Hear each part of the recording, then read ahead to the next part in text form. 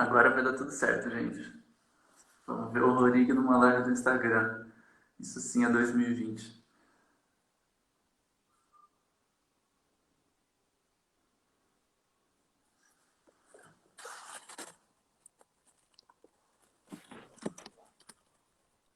Opa! Oi, professor. Tudo bom? E aí, rapaz, tudo certo? Tudo certo?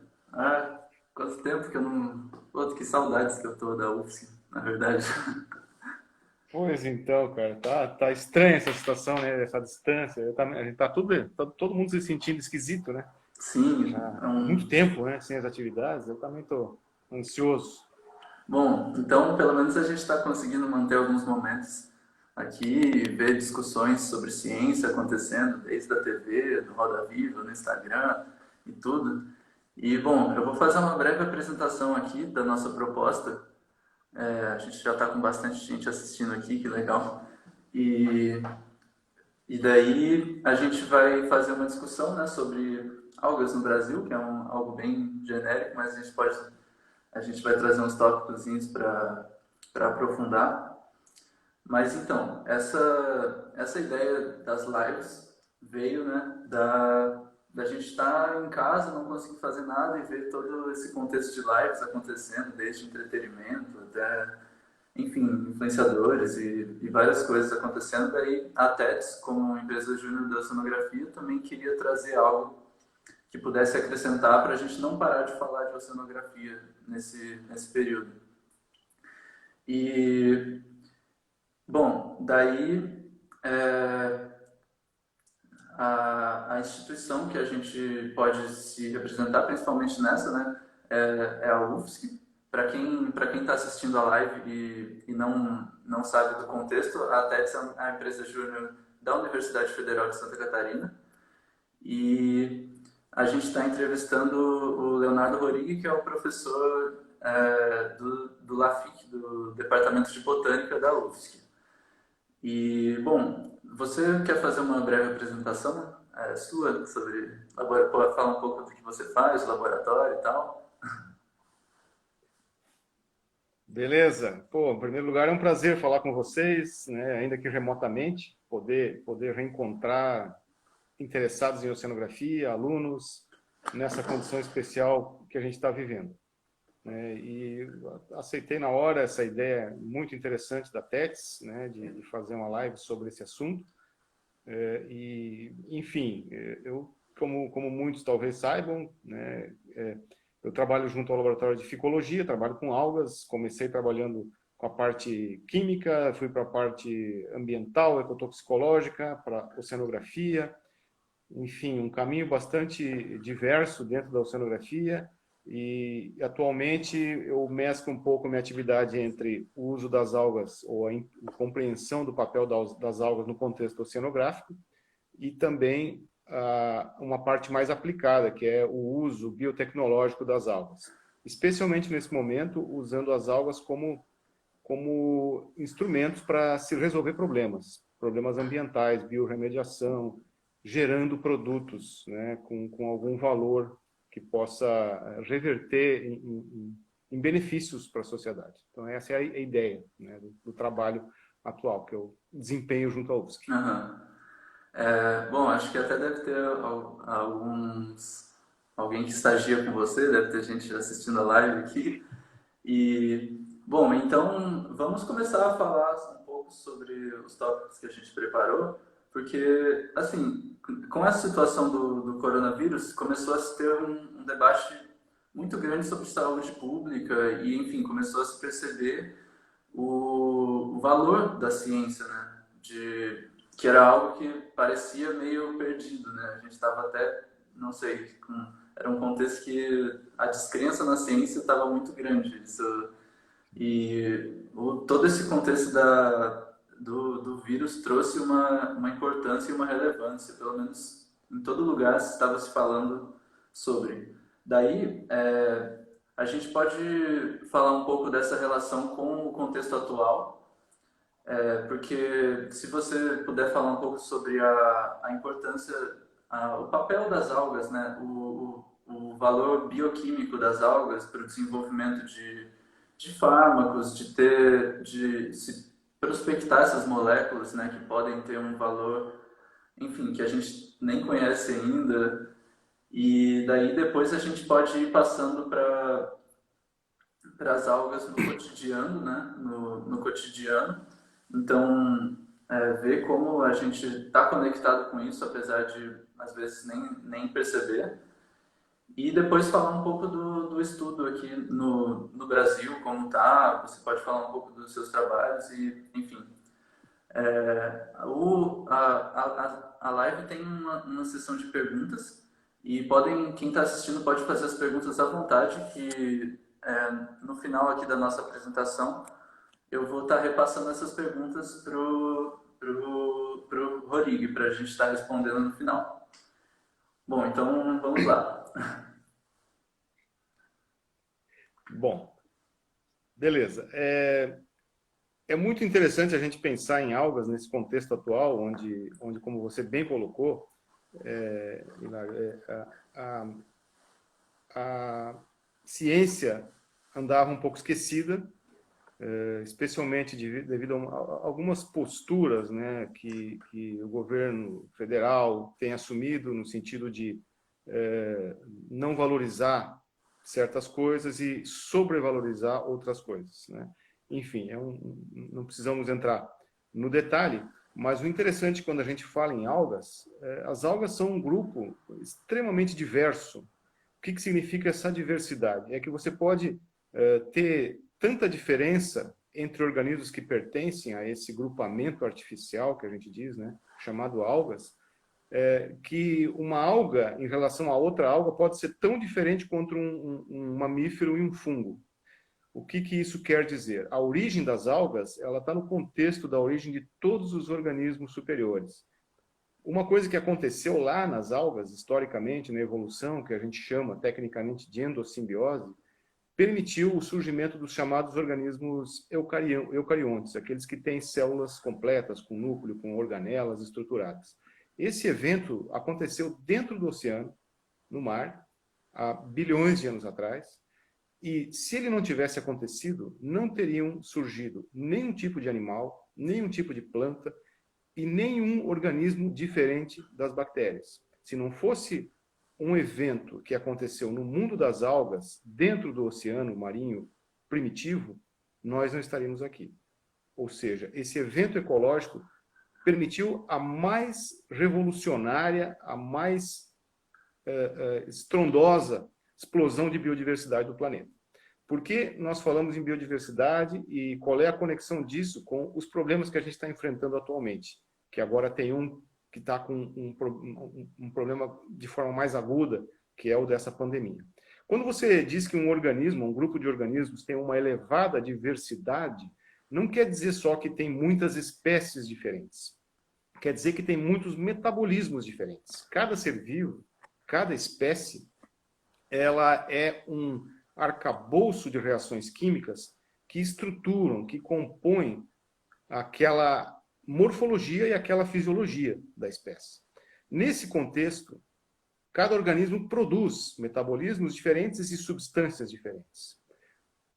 Ainda hoje, a maior parte dos medicamentos, das moléculas que nós utilizamos para os mais diferentes propósitos, em especial aqueles relacionados a atividades antimicrobianas, essas moléculas vêm, ou esses produtos vêm da natureza, vêm da exploração da biodiversidade das plantas, de alguns animais e das algas. Então, as algas, apesar disso, apesar dessa tremenda biodiversidade que elas têm, elas ainda são muito pouco exploradas em relação ao enorme contingente de moléculas diferentes que elas produzem, por serem muito diversas. Então, existem muitas pesquisas, e cada vez mais, voltadas à exploração, à busca de moléculas, a bioprospecção, a gente fala, né, de moléculas dentro de algas para resolver problemas. Por exemplo, existe um tipo de floração de diatomáceas, que eu sempre falo muito em aula, porque eu trabalhei com isso durante o meu mestrado, que são as chamadas diatomáceas da zona de surf, da zona de arrebentação que ocorre em algumas praias. Para você ter uma ideia, a importância dessas algas, elas formam uma espuma meio cor de chocolate nas praias do sul de Santa Catarina, do Rio Grande do Sul, etc. E dá um aspecto feio para a praia. As pessoas têm um pouco de nojo daquilo, porque tem uma cor esquisita, mas aquilo é vida pura. São fenômenos extremamente importantes para a ecologia local, porque além de alimentar muitos animais, inclusive a nossa tainha, que agora está chegando aqui no nosso litoral, sustentando toda uma cultura e uma série de populações que dependem da tainha, essa alga é o alimento principal da tainha. Além disso, só para você ter uma ideia, se eu estou colocando como exemplo, essas algas produzem um muco, uma mucilagem, uma espuma natural que tem atividades antimicrobianas. Ou seja, inclusive, já se verificou atividade contra o vibrião da cólera, o vibrio cholerae. Então, veja, uma praia que tem essas algas, ela tem muito menos chance de ter contaminação com a cólera do que outras praias. Então, isso é só um exemplo de como as algas estão aí, têm uma diversidade extremamente importante do ponto de vista ecológico e também aplicado, se a gente for buscar essas algas, explorá-las racionalmente, sem agredir os ciclos naturais, nós temos potencialmente soluções para muitos problemas, inclusive para doenças. Então, só para contextualizar um pouco. Então, se a gente tivesse mais estudos ou uma maior prospecção, né? Enfim, o mar é muito pouco conhecido, né? Então, a gente poderia ter cura de doenças que estão em alguma alga, em algum lugar do oceano que a gente ainda não conhece, né?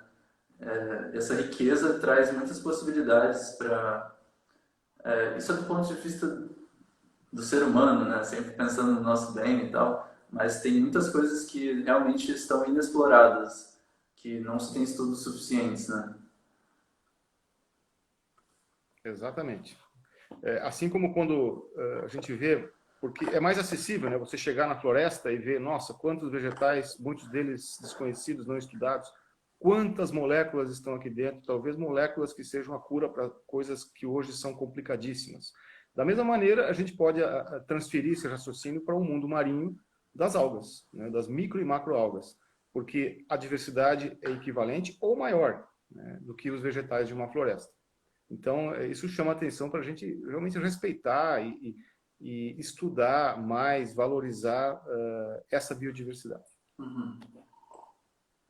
Bom, então vamos falar um pouco das algas do nosso cotidiano. Você tocou num ponto da alimentação, né? Que as algas estão intimamente ligadas com, por exemplo, a tainha elas são a base da cadeia alimentar nos oceanos. Então as algas não estão só no sushi, certo? Claro que Elas não. não estão só enroladas no arroz. Elas também fazem Não. parte de...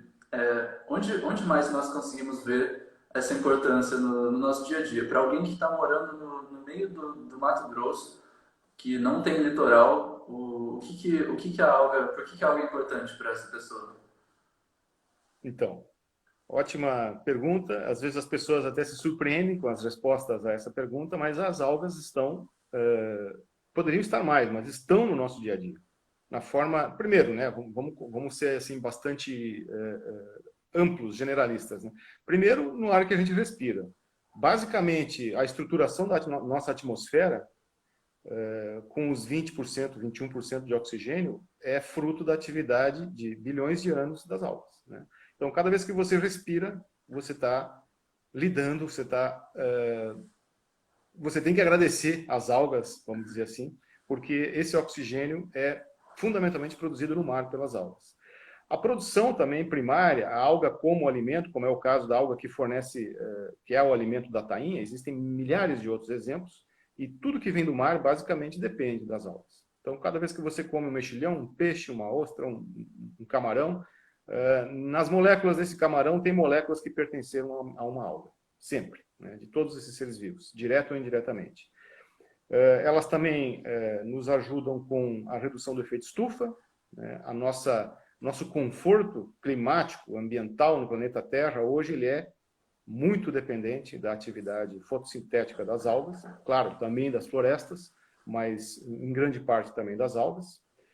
Mas no contexto do dia a dia, assim, daquele cotidiano mais pessoal, por exemplo, cada vez que a gente come uma gelatina, cada vez que a gente come um sorvete, um bolo desses que são feitos já que vêm prontos ou semi-prontos, e uma infinidade de outros alimentos, ali existem componentes de algas. Por exemplo, o mais comum são os polissacarídeos, como as carragenanas, os ágares, né, que produzem o aspecto de material mucilaginoso, ou seja, dão uma certa estruturação para um sorvete. Por exemplo, quando a gente faz um sorvete em casa, né, coloca lá suco de alguma fruta com água, esse sorvete ele fica mais cristalizado, né, ele não fica macio, cremoso. A substância que na indústria se utiliza para fazer o sorvete ficar mais cremoso vem de algas, né? Até a espuma de uma boa cerveja, né, às vezes tem algas associadas. Ou até o processo de clarificação de uma cerveja, que muita gente gosta de consumir, tem algas, né, ou moléculas oriundas de algas. E aí a gente pode avançar. Iogurtes, produtos em geral, inclusive, às vezes eu mostro em aula uma imagem que diz assim, corantes, né, que são naturais e corantes que são artificiais. A gente sabe que os corantes sempre são uma coisa bastante polêmica na nossa alimentação. Por quê? Porque, claro, eles dão boa estética a um alimento, mas às vezes são moléculas sintéticas e que têm efeitos colaterais. Tem corantes naturais que têm melhor aplicação e são até saudáveis, de origem algal. Eu sempre mostro dois produtos tipo salgadinho, né, que a gente tem no mercado. A versão europeia, os europeus eles são mais radicais, eles são mais conscientes dos problemas alimentares, e a versão americana, a mesma empresa produz. A versão americana usa corantes artificiais, com números C4, C5, C6, corantes que, com número elevado na sua formulação, são normalmente cancerígenos, além de outros problemas. E os números 1, 2, 3, corantes de número baixo, são normalmente de origem natural, e eles não são nocivos, e pelo contrário, agregam valor, agregam nutrição aos alimentos. O produto europeu é produzido com corantes naturais, os beta-carotenos oriundos de algas. E o produto igual, nos Estados Unidos, ele tem o corante sintético. O que define que na Europa se come o natural e nos Estados Unidos o sintético? O perfil de cada civilização, de cada povo. Se você se preocupa com a saúde do seu povo, você coloca leis que restringam esses produtos cancerígenos tóxicos. Assim como aqui no Brasil, nós estamos vendo um desastre de saúde pública, um ato ou uma série de atos extremamente criminosos que estão nos colocando de volta com uso livre uma série de produtos tóxicos, os agrotóxicos, que já tinham sido banidos do Brasil e do mundo há muitos anos. Então, a gente, se quisesse explorar mais uma alimentação mais saudável, usaríamos mais corantes e outras moléculas oriundas de algas. Então, veja, é uma infinidade de coisas. Existem já produtos antibióticos oriundos de algas, dos mais diversos, herbicidas naturais, existem moléculas nas algas que, quando você vai fazer um exame com radiomarcador ou com algum contraste, né, nessa medicina instrumental de alto nível, né, como, por exemplo, uma visualização de algum órgão que está com algum problema no seu corpo, usando contraste, essas moléculas de contraste, muitas delas são pigmentos de algas, utilizados, extraídos das algas, ou eventualmente os químicos pegam um modelo natural e produzem uma molécula sintética similar, né? Então, até na medicina diagnóstica, nós temos participação de moléculas de algas. Então, elas estão aí. São sutis, porque aqui no Brasil, até se me permite até alongar isso, no Brasil nós não temos uma tradição de consumo de algas. Por quê? Porque nós estamos num país tropical, com águas quentes, pobres em nutrientes, uma condição oligotrófica que a gente chama. Nosso litoral ele não é fértil como certos litorais de regiões mais frias, do hemisfério norte, da Ásia, da América do Norte, ou mesmo do extremo da América do Sul. Então nós temos aqui pouca quantidade de alga aparecendo nas praias ou crescendo nos costões. Isso, historicamente, fez com que desde os indígenas até os habitantes atuais do Brasil, não têm na sua cultura, no seu cotidiano, o consumo direto de algas. Mas se você vai para o Chile, é outra história. No Chile, as pessoas têm livros de culinária, né, que ensinam como preparar comida com algas que se pega na beira da praia ou num costão, porque tem excesso, já que lá a oceanografia é outra, né, as condições oceanográficas são outras. Mas ainda assim, que nós não tenhamos isso na nossa cultura, não justifica o fato de nós desconhecermos ou não utilizarmos mais as algas e seus produtos, obtidos, por exemplo, através do uso da tecnologia, de uma engenharia de aquicultura, para produzir essas algas, e então nós fazermos uso dessas moléculas, muitas delas importantíssimas para a nossa saúde. Saque. Bom, eu vou aproveitar para relembrar aqui a galera que podem mandar as perguntas ali embaixo na caixinha de perguntas para a gente estar respondendo no final. E como já tem uma aqui no assunto que a gente acabou de encerrar, tem uma curiosidade aqui que ela está perguntando se a alga que a gente consome no sushi ela é encontrada em qualquer lugar do oceano, ou se ela é algo específico, se ela tem que ser cultivada, como que é? Então, essa alga do sushi, bom, a espécie que é mais utilizada, ela não ocorre aqui no Brasil, mas nós temos outras espécies do mesmo gênero que ocorrem aqui no Brasil nos costões rochosos. São algas vermelhas, do grupo das pirópias, né? Essas algas são bem laminares, e o que é feito hoje no Oriente, especialmente Japão, China e Coreia, que são os países que mais produzem, mas outros também, é o cultivo no ambiente, né, aberto, ou às vezes até em sistemas fechados, dessas algas em redes dentro da água do mar. Essas algas elas formam lâminas muito delicadas, muito finas, e que são estendidas, secas, prensadas, processadas para gerar aquela lâmina que a gente vê no sushi, que é muito apreciada e tem várias formas de consumi-la, não só no sushi. Ela ocorre, então, essas algas ocorrem naquela linha que a gente chama a linha entre marés, né, onde o mar avança e recua sobre um costão rochoso. São algas que precisam de um substrato duro, uma rocha, para crescer, e de bastante nutriente, né? E elas são tolerantes a essa dinâmica que o oceano tem de ondas sobre os costões rochosos. Então, claro, não é em qualquer lugar que a gente vai encontrar a alga do sushi. Nós encontramos aqui nos costões rochosos de Santa Catarina, por exemplo, pirópias que são usadas, que são as mesmas praticamente usadas para fazer sushi, só que em pequena quantidade. Então, ou a gente produz num sistema de aquicultura, ou, claro, a gente acaba importando, né, para consumir. Não vamos encontrar essa alga em água doce, não vamos encontrar em locais profundos, nem flutuando no oceano, e sim nos costões rochosos ou em redes flutuantes produzidas pela engenharia de aquicultura para gerar esse produto tão valorizado que é a alga do sushi, que é o nori. Uhum. Bom, tem mais um tópico aqui que a gente tinha separado, que não é exatamente sobre as algas. A gente vai abordar um pouco mais sobre algo mais conceitual na ciência atual, né?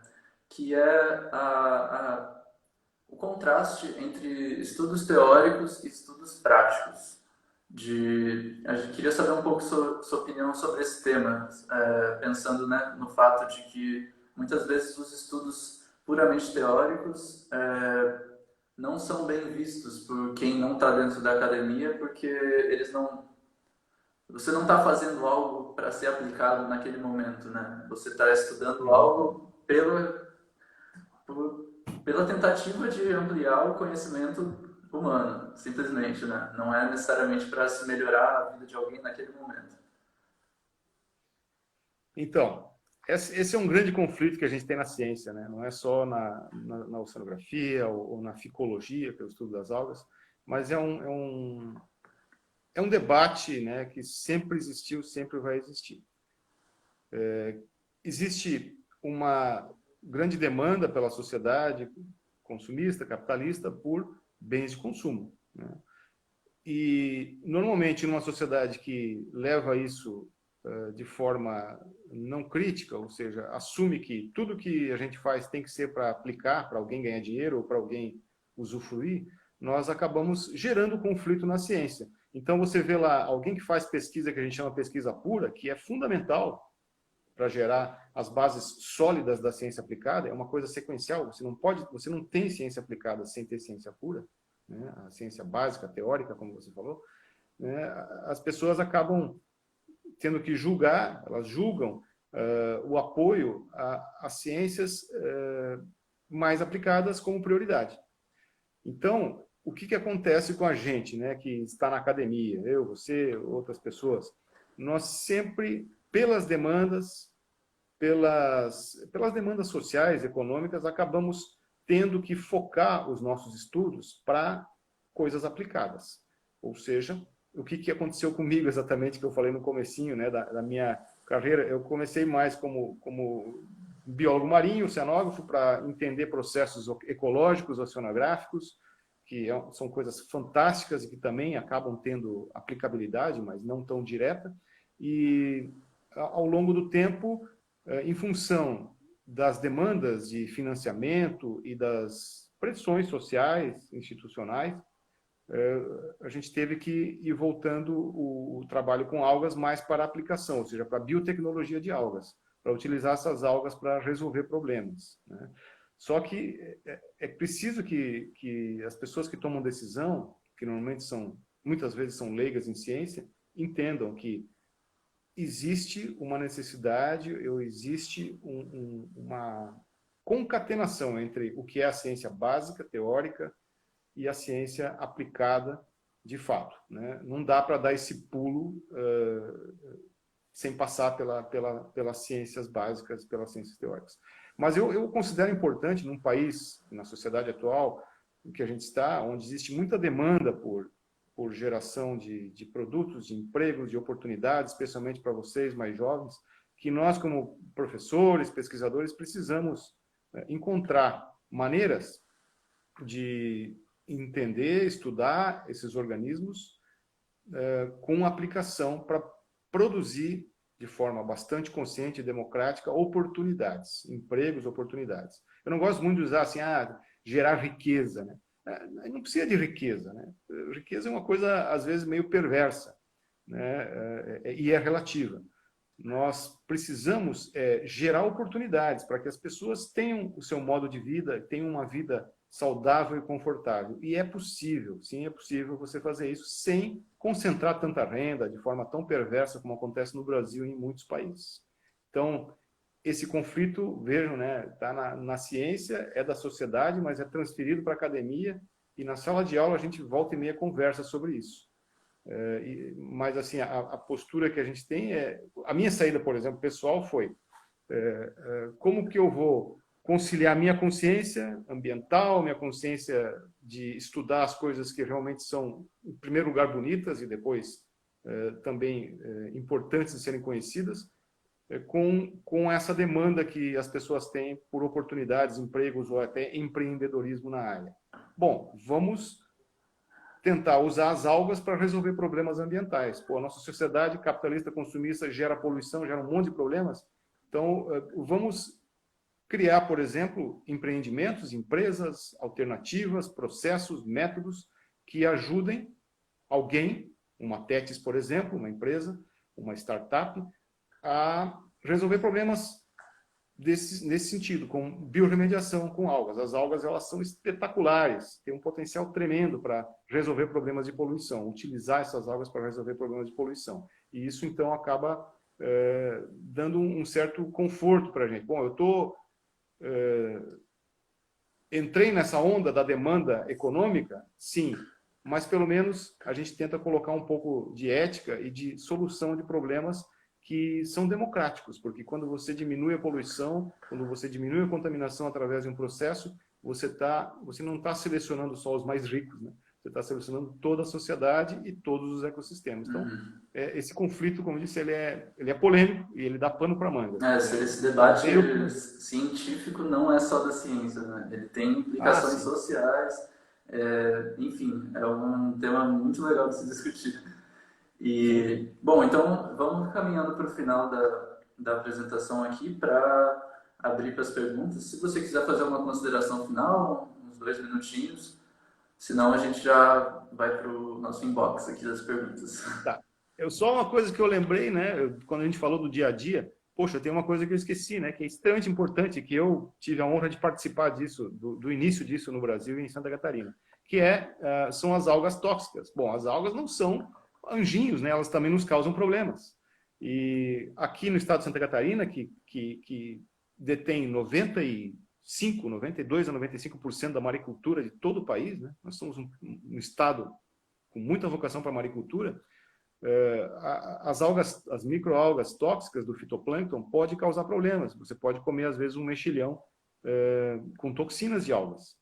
Entretanto, né, hoje nós temos um sistema de monitoramento que já gerou emprego para muito oceanógrafo, para muito biólogo, para muito engenheiro de agricultura, que veio de uma discussão de sala de aula num curso de oceanografia aqui de Santa Catarina. E hoje se nós temos uma segurança no consumo de mexilhões e ostras, por exemplo, aqui em Santa Catarina e no Brasil todo, onde os nossos produtos chegam, o produto de Santa Catarina chega, é porque existe um controle de qualidade, um monitoramento sobre a presença ou não de toxinas de algas. Então, eu vejo o contraste. As algas estão no nosso dia a dia, às vezes até negativamente, mas nós podemos, com a ciência, resolver esse problema e gerar oportunidades e, inclusive, agregar valor à maricultura. Bom, então vamos lá.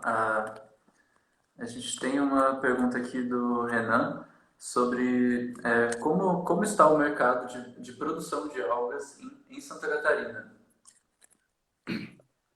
Bom, esse mercado está incipiente, ele está recém-iniciando. Nós tivemos agora, recentemente, uma notícia, uma colega nossa aqui da UFSC, a professora Leila, que conseguiu, depois de muito tempo batalhando, liberar o cultivo de uma alga exótica, tem suas implicações que devem ser levadas em consideração por ser uma alga exótica, mas é uma alga que é muito importante para a produção desses produtos que a gente utiliza na alimentação, no sorvete, no iogurte, enfim, vários produtos que estão no nosso dia a dia.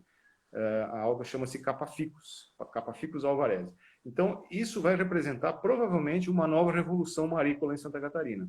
A primeira foi a que saiu de dentro da Universidade Federal de Santa Catarina, que foi o convencimento da sociedade, até dos pescadores, para a produção, na forma de sistemas de aquicultura, de mexilhões e ostras.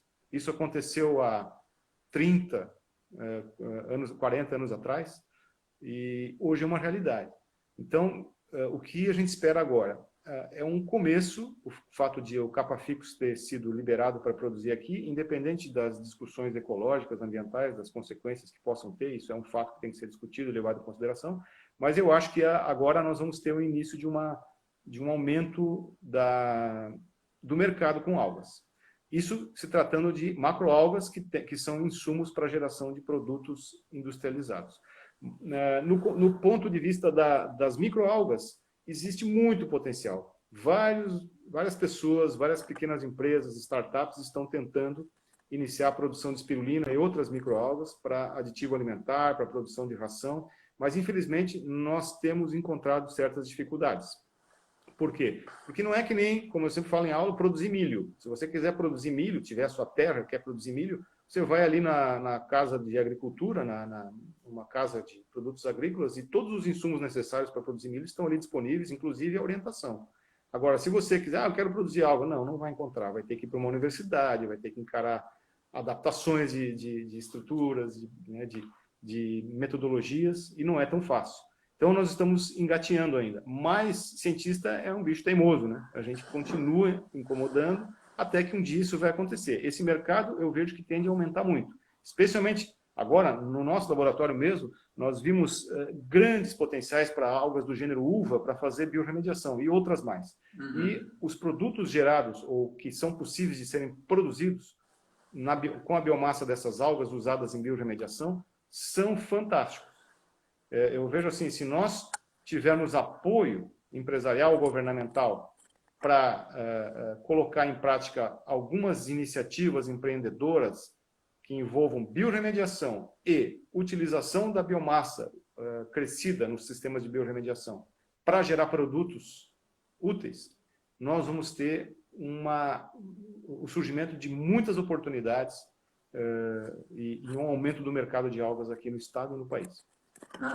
Bom, tem a pergunta aqui da Ju, da colega, né, professora da UFSC, é, perguntando quais os estudos feitos na UFSC para o uso de algas para remediação de áreas impactadas. Então, nós temos vários estudos de bastante tempo já, feitos pelo pessoal da aquicultura, por exemplo, pela professora Leila, utilizando uva, utilizando o próprio capa-ficus, utilizando algas vermelhas, mas eu posso falar mais assim do que nós temos acompanhado no laboratório. Né? Temos vários alunos, vários estudantes de graduação, mestrado e doutorado, desenvolvendo procedimentos de biorremediação. Por exemplo, ontem nós fomos agraciados com uma notícia de que a tese do Eduardo Bastos, que é um aluno de doutorado meu, e do Zé, do professor José, que concluiu o doutorado, essa tese dele foi selecionada como para o Prêmio CAPES, né? Então ela vai concorrer ao Prêmio CAPES dentro da UFSC. Por quê? Porque ali desenvolveu uma série de procedimentos mostrando o potencial de uma espécie de uva, que é uma alga verde, o alface do mar, para remoção de metais pesados, de nutrientes, e ainda a utilização dessa biomassa, que é gerada com o crescimento da alga, para produção de uma série de moléculas úteis em cosmética e inclusive em agricultura orgânica. Outro procedimento, outra pesquisa, são os chamados Algal Turf Scrubbers, né, nome em inglês para tapetes de algas filtrantes. Esses tapetes de algas filtrantes foram metodologias criadas originalmente nos Estados Unidos, com o pessoal lá do Smithsonian Institute, e nós tivemos contatos com eles e com alguns pesquisadores norte-americanos, e começamos a desenvolver projetos em escala laboratorial e piloto, e vimos que são extremamente eficientes, né? Onde você simplesmente pega a água poluída ou o efluente, faz ele escorrer sobre uma rampa onde tem uma malha que favorece o crescimento de algas. As algas crescem e aquilo se torna um filtro de extrema eficiência para remover nutrientes e outros poluentes. Então, esse tem um potencial tremendo. E hoje tem uma ex-aluna de mestrado minha que está fazendo doutorado com isso, com um dos criadores da metodologia lá nos Estados Unidos, que é a Gabi Tocado, a Ana Gabriela. Então, esse foi um dos primeiros também estudos. Além disso, nós temos estudos com o uso da biomassa seca de algas. As algas, algumas algas têm paredes celulares com uma capacidade de absorção de moléculas, de íons, muito grandes. Os metais pesados, por exemplo, que estão por aí no ambiente, poluindo, causando danos, eles são íons. Algumas biomassas moídas de algas, que é o que a gente faz no laboratório com outros alunos, elas têm uma absorção extremamente forte a esses metais. Então, você usa a biomassa da alga morta, já processada, seca, para remover metais pesados. Então, esse é um outro método que a gente está desenvolvendo. Claro, não é uma coisa que nós inventamos, nós estamos reproduzindo e tentando adaptar para a nossa realidade, para as nossas espécies, procedimentos desse tipo. Então, os mais variados, né, e há muito espaço para criatividade nessa área, para inovação, para empreendedorismo, porque as algas estão aí, né, mostrando o seu potencial. Depende de nós encontrarmos. Toda essa situação é sempre algo muito novo que a gente está falando, né? Por exemplo, já relacionando com essa pergunta da Gil, sobre se existe alguma lei ambiental que controla a retirada de algas no oceano. Pois é, essa é uma questão polêmica e, na verdade, não há uma legislação específica direcionada ainda a isso. Né? Existem aquelas situações que a gente consegue, bom, é um elemento da biodiversidade, no ecossistema assim assado, então você tem que ter certas regulações para remover isso do ambiente. Mas não é uma legislação específica que no seu caput, lá, no seu título, fale exatamente de algas. E isso está gerando alguns problemas. Por exemplo, eu não sei, eu gosto muito no domingo de assistir o Globo Rural, né, que é um programa que me leva às minhas origens agrícolas, né, da minha família. E lá tem a propaganda, recentemente tem a propaganda de um produto de uma empresa brasileira que é um biofertilizante orgânico feito à base de algas. a gente investigou, o professor Paulo Horta, que é mais dedicado, mais especialista a isso aqui na UFSC, que são algas que são retiradas provavelmente de forma irregular, né? Não ilegal, mas assim, Uhum. não, existe uma brecha na legislação que permita. E aí está sendo gerado esse produto, que é um produto que parece bem interessante, só que nós não sabemos se isso está causando dano ecológico. Por que isso? Em outros países tem tanta alga, por exemplo, no Chile, no Japão, nos países de oceanos ou costas mais frias e ricas em nutrientes, tem tanta alga que você retirar 10, 20, 30, 50% dessa alga, o impacto ecológico ele vai ser amortizado, ou seja, vai ter uma resiliência grande se você remover essa biomassa. Mas aqui no Brasil nós temos que ter cuidado, porque como a gente falou lá no começo dessa live, a nossa biomassa geral de algas é pequena. Se você começa a explorar muito um determinado recurso algal, é possível que entre em colapso não só a própria produção dessa alga, como o ecossistema de entorno. Então, é uma coisa que vai ter que ser desenvolvida, talvez a partir da universidade e de outros órgãos técnicos, uma legislação que cubra essas situações e que discipline o uso, né, e a extração dessas algas. Tem mais uma pergunta aqui, agora da Victoria, perguntando qual é a probabilidade de se encontrar blooms em águas brasileiras e de quais grupos seriam?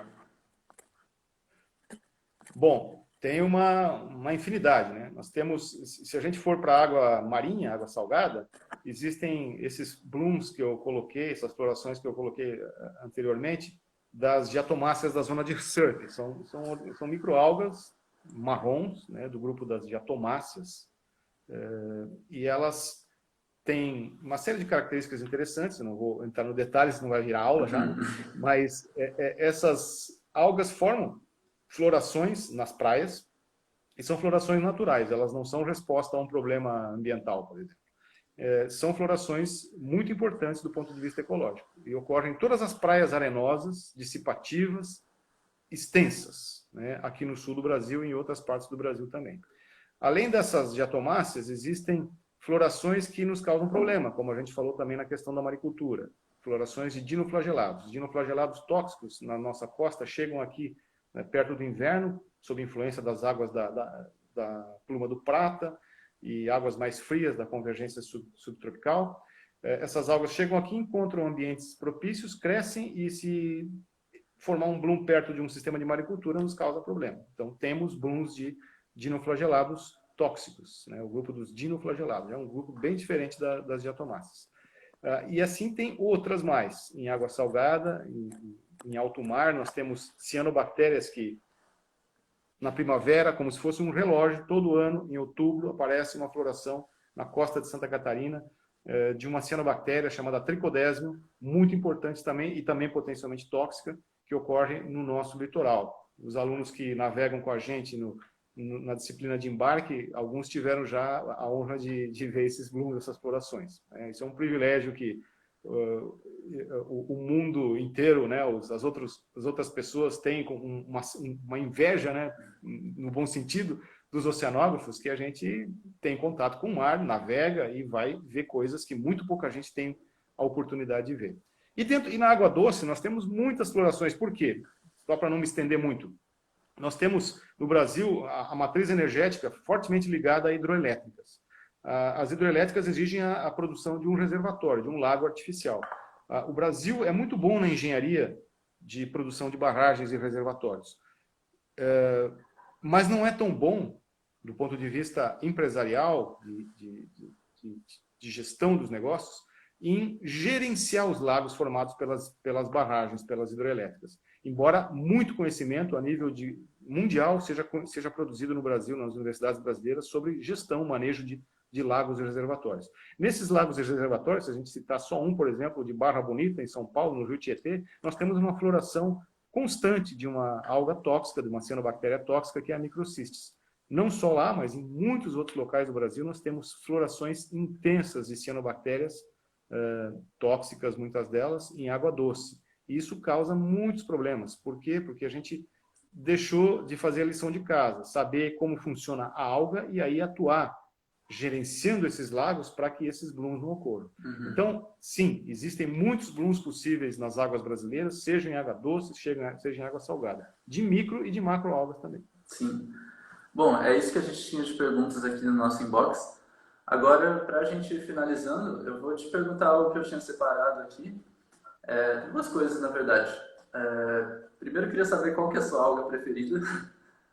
E também perguntar, para a gente finalizar, o que te traz mais felicidade assim, nessa sua escolha de área, de profissão e de ter decidido trabalhar com ciência. Legal, coisas bem pessoais aí. Eu acho o seguinte, a minha alga predileta, ela tem um nome muito esquisito, muito feio, né? Mas ela me acompanha desde o início. Chama-se Asteronelopsis glacialis, né? É essa diatomácea que forma os blooms em praia, que servem de alimento para as tainhas. E que, para mim, essas algas têm um papel fundamental, né, na zona costeira litorânea do sul do Brasil, especialmente, ecologicamente. Então, é uma alga espetacular. Ela é muito bonita, fininha, forma essas espumas. E essa é a minha alga, né, que eu, talvez, se tiver uma favorita, é essa. Né? E em relação à questão da ciência, né, embora no Brasil, você e vocês todos que estão assistindo saibam, né, que nós temos altos e baixos no apoio à ciência, e especialmente a nossa parte aqui, oceanográfica, biológica, e nós estamos num momento ruim, um momento em que é mais importante você acreditar em algumas crendices do que acreditar na ciência, né? E isso é muito ruim, né? Todo país que quer avançar, que quer estar, enfim, possibilitar um crescimento social, uma justiça social maior, ele precisa olhar para a sua ciência. Então, o que mais me incentiva a continuar nisso é ver vocês, alunos, estudantes, pessoas jovens, como eu já fui, né, se interessando, gostando, vendo ali uma maneira de tornar a vida mais agradável ou de simplesmente ficar impressionado com as coisas espetaculares que a ciência pode nos revelar. Então, quando eu entro numa sala de aula, quando eu vejo uma aula prática, ou quando eu estou embarcado num navio com um monte de alunos, eu estou no meu êxtase supremo. Não sei se os alunos percebem que eu sou mais, assim, turrão, né? Mais fechado às vezes, mas também sou brincalhão, quem me conhece sabe. Eu estou em êxtase quando eu vejo a ciência acontecendo, especialmente junto com os alunos. Quando eu vejo um aluno descobrir alguma coisa, quando eu vejo um aluno produzir algo, ou ficar surpreso positivamente por ver um fenômeno que a ciência pode explicar, isso para mim é felicidade absoluta, né? Então, é aí que eu busco forças, né? Vendo... Que incrível, professor. É realmente gratificante ouvir isso também. E como aluno, né? Mas, nossa, tudo também, meu interesse na ciência também veio sempre de ver algo e simplesmente ficar... Eu não tinha a menor ideia de que isso era assim, sabe? E é realmente impressionante, é muito legal ter os tutores que a gente tem, né? E, bom, eu só agradeço da sua participação, de tudo, pelo seu trabalho. E, bom, então acho que foi bem legal, a gente já deu uns 50 minutos, a gente passou um pouquinho do tempo até, mas, nossa, foi muito produtivo, adorei ter essa conversa com você. E, bom, a TEDx vai estar fazendo mais lives sobre outros temas e sobre outras coisas também, de 15 em 15 dias. Acho que a próxima está para quarta-feira, sem ser a próxima, né? E, bom, agradeço muito a sua participação e agradeço a todo mundo que viu a live, que, pô, interagiu, fizeram perguntas. A gente está aqui, né, tentando manter o debate acontecendo. E para a primeira foi incrível. E respondendo aqui o PH Heffer, a live vai ficar salva sim. Então sempre que quiser rever, ela vai estar salva aqui no perfil da TEDx. E, bom, agradeço demais, professor. E vamos encerrando essa. Se quiser mandar um salve aí para Beleza. os colegas e é isso. Eu, eu que agradeço e tenho que louvar aí o trabalho de vocês, da TETS, é uma coisa que eu acho espetacular, né? Os alunos de baixo para cima construindo algo importante, né? E achei muito boa a ideia de vocês fazerem lives e a gente conversar. Eu já estava com saudade, né, de falar um pouco sobre isso.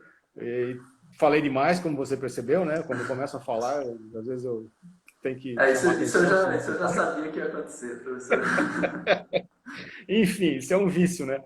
A gente tem que melhorar isso, mas enfim, esse é mais objetivo, às vezes. Mas foi um prazer muito grande enfim, espero muito sucesso para vocês e para a TETS mesmo, sempre que precisarem, qualquer tipo de apoio, não só falando aqui como live, mas eventualmente algumas ideias, algumas situações onde a gente possa sugerir coisas para vocês, seria para mim uma realização, seria muito bom.